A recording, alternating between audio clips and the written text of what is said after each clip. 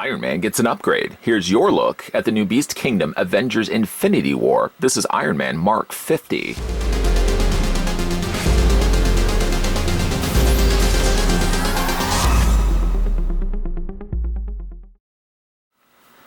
The product code for the Egg Attack Action Iron Man Mark L is EAA-070. He features up to 24 points of articulation, a built-in LED on the eye position of the helmet, an arc reactor, and features multiple accessories.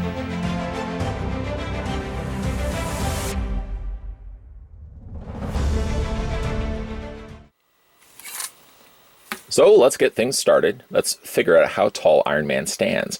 By far, my favorite thing that Beast Kingdom produces under the Egg Attack Action line is the Iron Man suits. So I'm pretty excited to have a look at the Mark 50.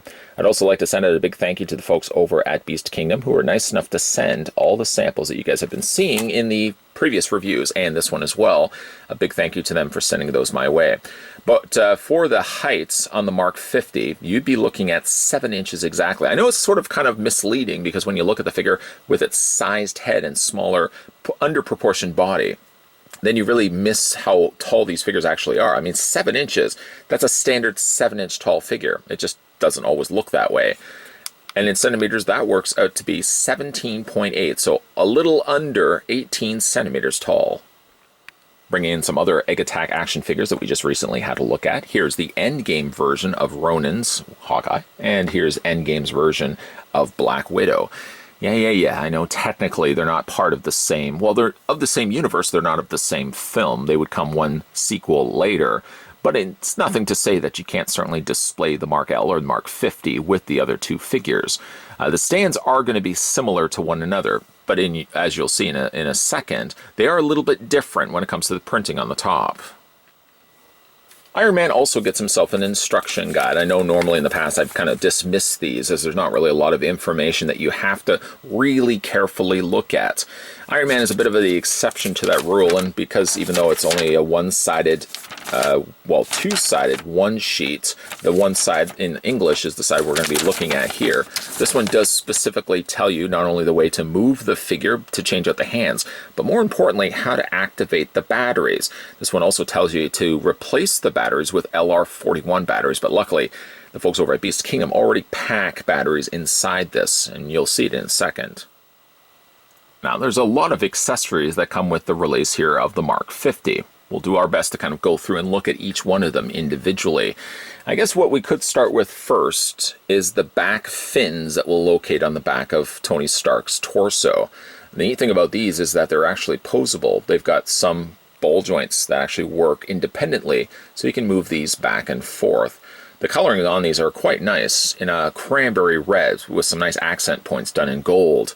You can also see that they've used some translucent blue plastic to sort of simulate the light striping that you would actually have in the film.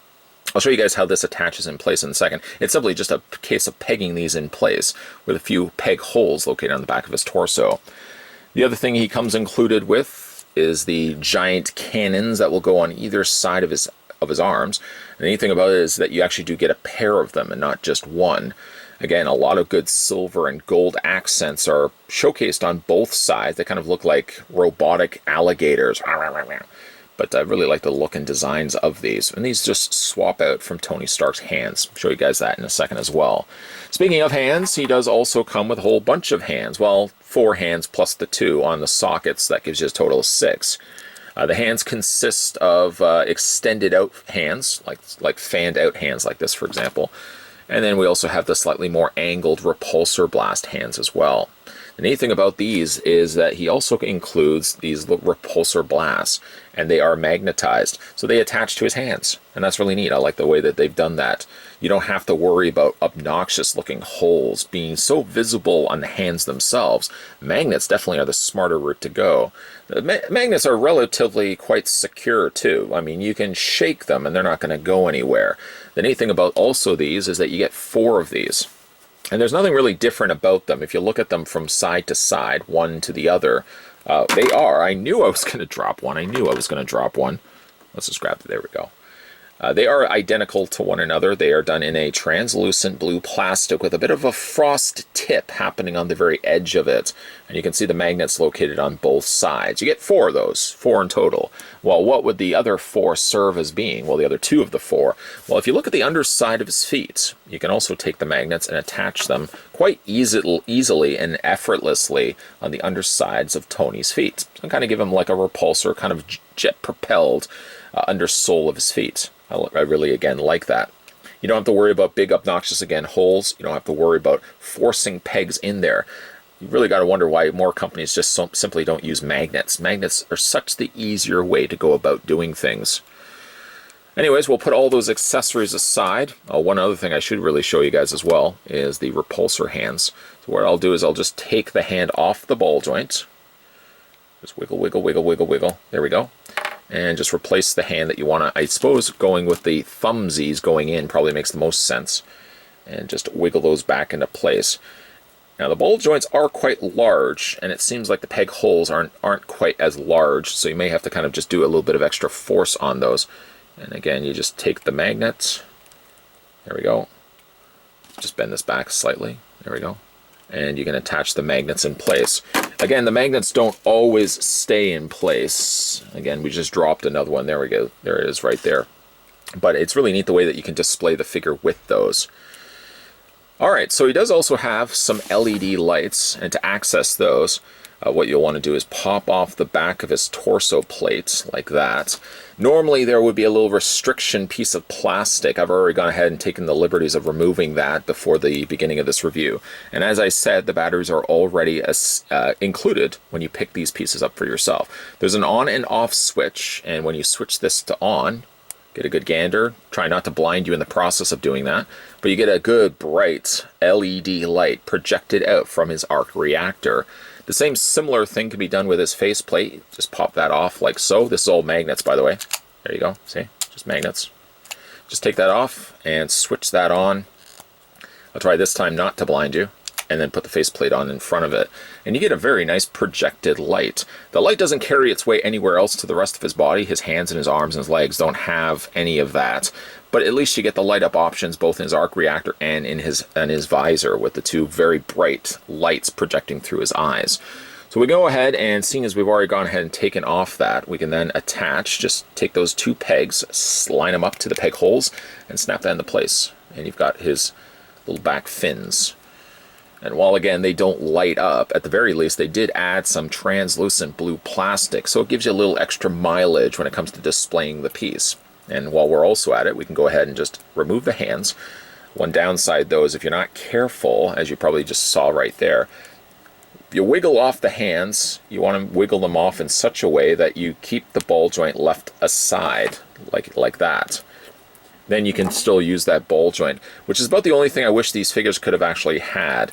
Not necessarily a double ball joint, but maybe in the fact that each one of the hands would have had their own attached ball joints that would have fit into the socket. Because a lot of times I do find myself sort of having to fight and get that back in place. But the little cannons here fit back into his arms. Or actually, you know what? This does come off. There we go. One extra. Had to remove one extra. And that just fits into his forearms. Be a little easier. I'm going to go ahead and just take this off for the time being, because it's a lot easier to get access to it when I can put a little bit of pressure against his torso back. And again, you just want to just fix that. Just press it against. Line it up like this. There we go. And just attach it in place. There we go. And that's what it looks like when you get that arm fully attached. It's actually really quite easily. I just forgot the fact that you had to actually take that sectional secondary forearm piece off as well for him to attach that in place. I particularly quite like the Mark 50, one of my favorite suits in the Marvel Universe films, because he does have all the upgrades. And it's neat the way that Beast Kingdom were able to mimic and recreate that in a more smaller, stylized version of the Mark 50.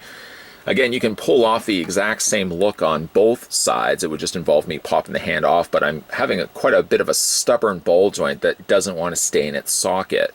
I might take myself some plastic safe pliers, and I might just try to pull that ball joint off on its own and pop it back into the socket. Once you were able to do that, you'd be able to simply just be able to pull off the look of having him with both blasters in both of his hands. I really like this look quite a bit. We'll just adjust these accordingly. There we go. I also like that these are ball joint, that you can independently move these. I don't recall any other collectibles when it came to the fins on the back actually being posable. Usually they were just completely molded plastic. It's an overall really neat design for Iron Man. For the sake of not draining the batteries, I'm just going to switch the switch off, turning off the very bright LED lights, and we'll do the exact same thing with his faceplate as well. Just turn those off. There we go. This particular piece has some really exquisite paintwork done to it as well. I did this so that I'm not shining the light obviously right into your eyes, but it's got some exquisite cranberry red metallic color scheme pretty much from the top of the head all the way down to the bottom of his feet. Accented also in there some nice silver trim and some little side gold panels with a few little hints of what would have normally been light up options they've done instead here in blue. You can see the little blue accents there as well. The thing about this particular piece is, while it is very superposable, I do find this one leg to be a little on the loose side. Now that mileage may vary, of course, that may not be on every single person's version of the Mark 50, but I do want to mention that it's a little on the loose side on this particular figure. I suppose I probably could, yeah, it's just on ball joint anyways. I probably could just add a little bit of floor polish or something like that, or add a little bit of nail polish to beef up and thicken up that ball joint so it'd be a little tighter. This one side isn't as bad, but this side here is a little on the loose side. But he does definitely have a lot of really neat personality going for him. As I said, of all the Beast Kingdom releases, when it comes to the Egg Attack action stuff, it's the Mark suits that get me the most excited. And I'm really excited for this one because it's one of my all-time favorite suits. For this guy's articulation, let's have a look at that right now. His head not only is on its own ball joint, as you can hopefully see on the inside cavity of his head, it does rotate somewhat all the way around. But he does also have a secondary ball joint right at the base of the neck, which you can then move on its own independently back and forth. He has an upper torso ball joint, and he also has that lower ball joint. If you do tilt it slightly, you do notice a bit of a gap in between his mid-torso and his waist. Because he's not concealed in fabric like the other two figures that we already had a look at, there's nothing really hiding the joints on this particular figure. As a result of that, if you are moving like I said, the torso back and forth, up and down, you may notice a little bit of a gap forming where that torso has freed itself from whatever it's connecting to underneath. Then the legs themselves are on ball joints. You can move those out quite freely, forward and back. You can also rotate at the top of the thigh, double hinge on the knee.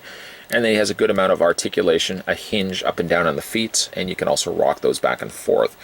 This particular Iron Man also has, much like all the other figures that we had a look at, some good sufficient toe articulation as well. I really like this one. And there's not really much, I would say, negative about this particular figure, other than the construction of him. Like I said, his legs are a little on the loose side. As I said, though, my favorite stuff that Beast Kingdom is producing, certainly when it comes to the Beast Kingdom Egg Attack releases, is like these things, these Iron Man Mark suits. I guess this is by now maybe the third, probably the second or third Iron Man suit that I've picked up for the Egg Attack action line, but by far I would say that the Mark 50 is my own personal favorite. One of the neat things that Beast Kingdom has also done with their Egg Attack Action Iron Man is they've also released a line of floating or levitating Iron Man. Essentially what you'd be getting, if I could describe it best for you, is it's the Egg Attack Action Iron Man in all the splendor of a super deformed body and oversized head, but imagine him in a flight pose, levitating over top of a magnetized base, leaving a little bit of a gap clearance so it actually does look like he's flying. It's a real conversation starter when I've had friends coming over and they get a chance to really see that in action. I've done a review of that one if you guys want to go back and have a look at that. But going to this one, certainly final looks are all about the Mark L. I want to say Mark 7 because it looks so much like a 7. But the Mark L or Mark 50 suit, it's by far my favorite of the suits in all of the Avengers and Marvel films. I like the upgrade option, and the bleeding edge sort of tie-in to the comics was a really, really nice touch. The fact that Iron Man or Tony Stark could upgrade his suit on a whim, simply by just thinking it and creating new armament for his suit, was an incredible sight to see in live action film, and it's neat to see this as a smaller rendition from Beast Kingdom. It's super deformed, yes, and it doesn't have the benefits of the costumes like Ronin and Black Widow had. It does leave a little bit more gaps when you move and kind of move his torso and you move his arms and stuff, you might see a little bit more of the gaps that you would on a costumed character. But gosh darn it, there's the real fun factor in seeing a light up, smaller, stylized version of Iron Man sitting on your shelf like this. It's a really, really neat looking designed figure. Did you manage to pick up this one for yourself? I always like reading your comments down below. I'd also like to send out a big thank you to the folks over at Beast Kingdom, who are nice enough again to send this sample my way. If you are interested in picking up the Iron Man Mark L or Mark 50 suit, you should now start seeing him surface online and through various specialty and comic book stores.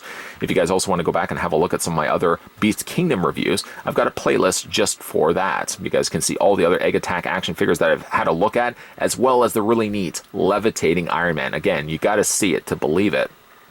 Stay tuned, guys, and certainly keep your peepers peeled. Hit that subscribe button down below if you haven't done so already. Hit that bell notification if you haven't done so already. And most definitely stay tuned, because there's going to be a whole lot of stuff coming your way. Thanks for watching, and I'll see you guys next time.